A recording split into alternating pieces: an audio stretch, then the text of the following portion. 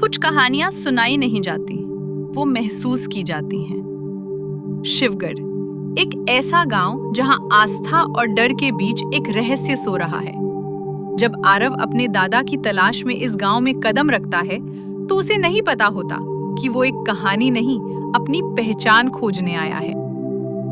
बहुत समय पहले, जब दुनिया अंधकार में डूबी थी और आसमान बिजली की गरज से कांप रहा था, शिवगढ़ नाम का एक छोटा सा गांव एक भयानक बाढ़ का सामना कर रहा था। गांव के लोग शिव मंदिर में इकट्ठा होकर प्रार्थना कर रहे थे। उनकी आवाजों में घबराहट थी, पर विश्वास भी था कि भगवान उनकी रक्षा करेंगे।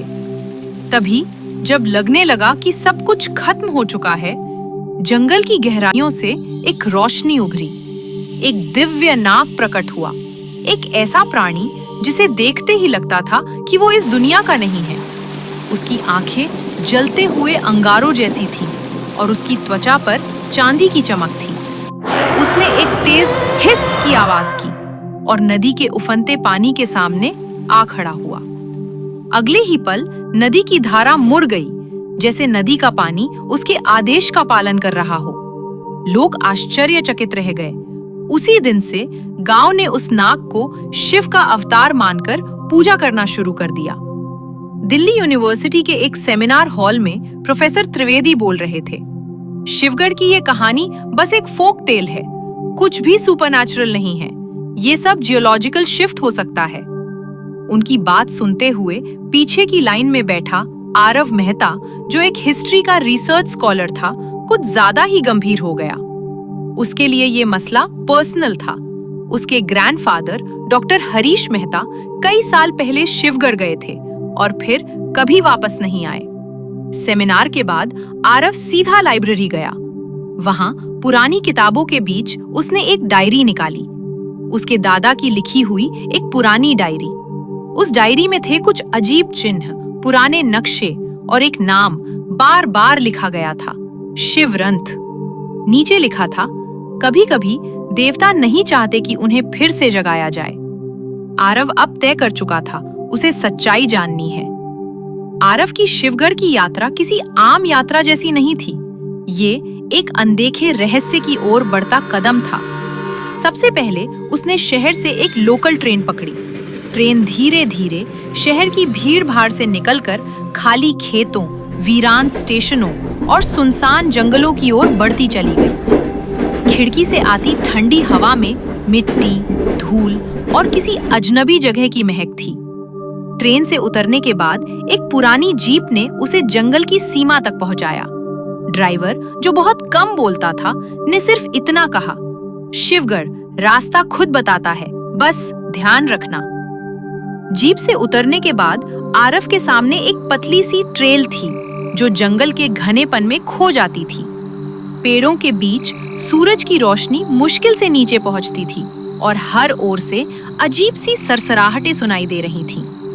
जैसे जैसे वो आगे बढ़ा, प्रकृति की आवाजें, पक्षियों की चहचहाहट, पत्तों की सरसराहट धीरे धीरे खामोशी में बदलने लगी। वो खामोशी जो किसी तूफान से पहले की तरह डरावनी होती है। गांव में कदम रखते ही आरव ने अजीब सी ठंडक महसूस की, लोगों की नजरों में, हवा में और खुद जमीन में। गांव के लोग उसकी तरफ ऐसे देख रहे थे जैसे कोई अनचाही चीज आ गई हो। कुछ बच्चों ने उसे देखा और दौड़कर अंदर चले गए। और फिर आरव की नजर पड़ी भैरव सिंह पर, गांव का प्रधान।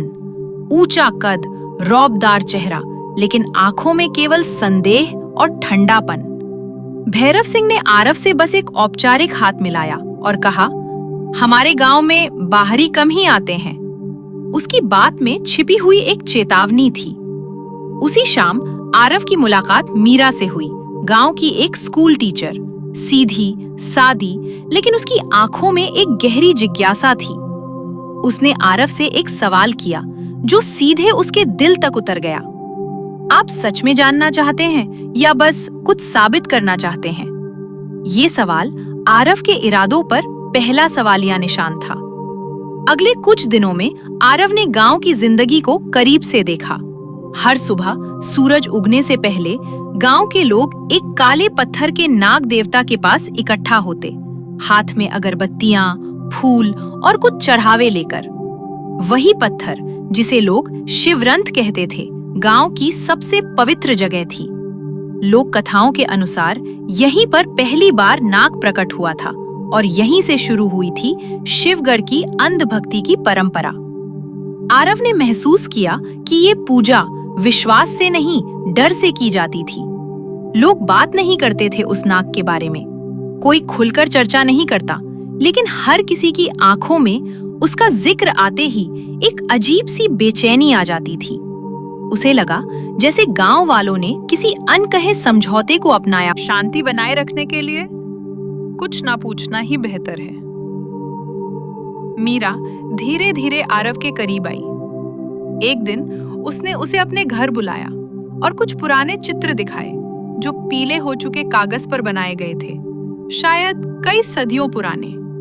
इन चित्रों में एक महिला पुजारिन दिखाई दी, लंबे बाल, सफेद वस्त्र और आंखों में एक विचित्र क्रूरता। वह किसी मंदिर के अंदर एक भयानक अनुष्ठान कर रही थी। अग्नि, रक्त और चारों ओर सांप लहराते हुए नजर आ रहे थे। आरव ने पूछा, ये कौन है? मीरा कुछ नहीं बोली, लेकिन उसकी आंखों में डर था, जैसे वो खुद भी इस चित्र की सच्चाई जानती थी, लेकिन उसे कहने की हिम्मत नहीं थी। उसी शाम आरव और मीरा के बीच एक गहरा संवाद हुआ। मीरा ने कहा, लोग कहते हैं कि नाग हमारा रक्षक है, लेकिन हर रक्षक कभी न कभी विध्वंसक बन जाता है। उसी रात आरव को एक ऐसा सपना आया जिसने न सिर्फ उसकी नींद बल्कि उसकी हकीकत को भी हिला दिया। उसने खुद को एक पुराने खंडहर नुमा मंदिर में खड़ा पाया। चारों ओर जलती हुई आग और एक विशालकाय नाग उसकी तरफ घूरता हुआ। नाग की आंखें लाल अंगारों जैसी चमक रही थीं, और तभी चारों ओर से आवाजें आने लगी, फुसफुसाहटें। तू लौट क्यों आया? ये तेरा स्थान नहीं है। याद कर, तू कौन है? सपने से जागते ही आरव की सांसें तेज थीं, लेकिन जो सबसे अजीब था वो ये कि उसका कमरा हल्के से कांप रहा था। दीवारों में से जैसे कोई शब्द निकल रहे हों, कुछ नजरों से नहीं, सिर्फ अनुभव से महसूस हो रहे थे। खिड़की से बाहर झांकते ही उसने देखा जंगल की हवा में एक हल्की सीटी जैसी फुसफुसाहट थी, जैसे कोई सांप पास ही हो, हमेशा निगरानी में। शिवगढ़ की रातें अलग थी, जैसे समय थम जाता था।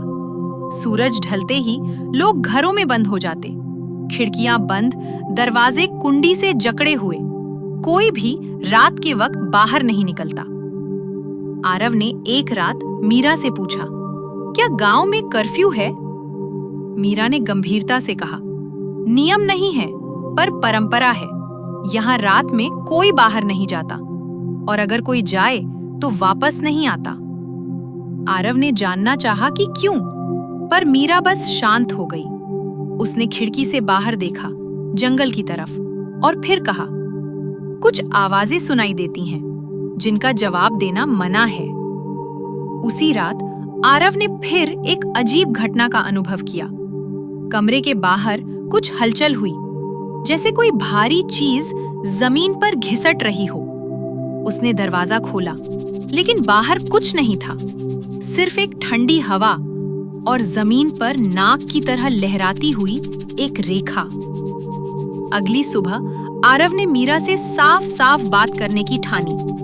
उसने उसे वही सपने, फुसफुसाहटें और रात की घटनाएं बताईं। मीरा कुछ पल चुप रही, फिर बोली, तुम पहली बार नहीं आए हो यहाँ।